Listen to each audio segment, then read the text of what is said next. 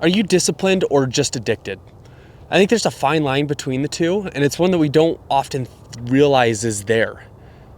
I mean, I never really thought about myself as an addict to running, but here we are. And so today I want to talk about three things. First, let's talk about the science behind exercise addiction. Then second, let's talk about some of the questions that I asked myself that you can then ask yourself to decide whether or not you're addicted to running. And third, maybe we can start towards a more healthy, a truly healthy practice of this sport. I'd like to say I was shocked when I realized that I might have some addiction here with running. I also joked about it quite a bit with my wife and some friends that I was addicted to running. You might be saying, there are worse things that you could be addicted to outside of running and exercise. I agree, but there are definitely some drawbacks to being addicted to exercise, like pushing yourself too hard to the point where you're getting stress fractures or where you're injuring your muscles beyond what's healthy for progress and for strength. And on top of that, running can kind of take over your life. It can become a top priority and push out other priorities that deep down you'd rather have at the top of your list. And the problem is that endurance athletes like runners and triathletes and cyclists, those that are out here for hours and hours and hours, we have the highest tendency to become addicted. Studies have shown a positive correlation between the amount of time exercising and addiction. So the longer it takes you to practice your sport, the longer you're out running and cycling and swimming, the higher the chances are that you're going to be addicted. And the problem is that running is actually addictive. Like the same systems in our brain and body that produce a liking for drugs produce the same response to naturally gratifying behaviors like running.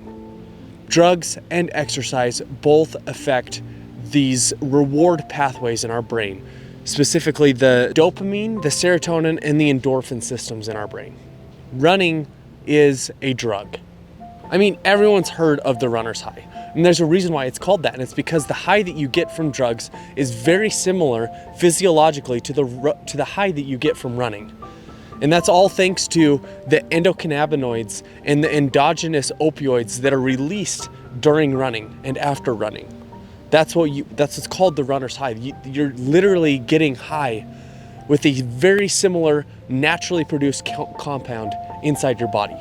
Running is literally like a drug because those naturally produced chemicals reduce psychological stress and increase feelings like euphoria.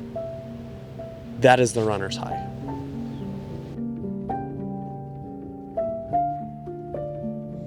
And all of that is great. All of those good sensations, all those good feelings from the serotonin and the dopamine and the endorphins, all of that's great because it keeps us out there, it keeps us active, keeps us moving. But there's a dark side to that, and the dark side is that we can develop some problematic dependent behaviors. And so I have a couple questions that you can ask yourself to decide whether or not you're addicted to exercise. Do I feel anxious if I can't run? Do I feel guilty if I miss a run? Is my self-worth affected when I miss a run? Do I prioritize my run over things that should be more important, like my health or my relationships with loved ones? Do I use running as my only means to cope with my psychological problems? Do I run despite being injured in order to not miss a run? Do I have a strict, non-negotiable, inflexible running routine? Now, I am not a medical expert, and I didn't even pull these questions from a medical journal or anything. I just made them up to maybe give you some insight into whether or not you could potentially be addicted to running. Because like I said, I was kind of surprised at some of my answers to those questions. And here's the thing is, the benefits from running are still absolutely incredible. And I'm not saying that anyone should stop running, but you don't have to be a medical expert to know that you can have too much of a good thing, that you can take a healthy practice too far to the point where it becomes unhealthy. And that's all I'm doing, is just wondering if you, like me, may push running too far sometimes. That's all.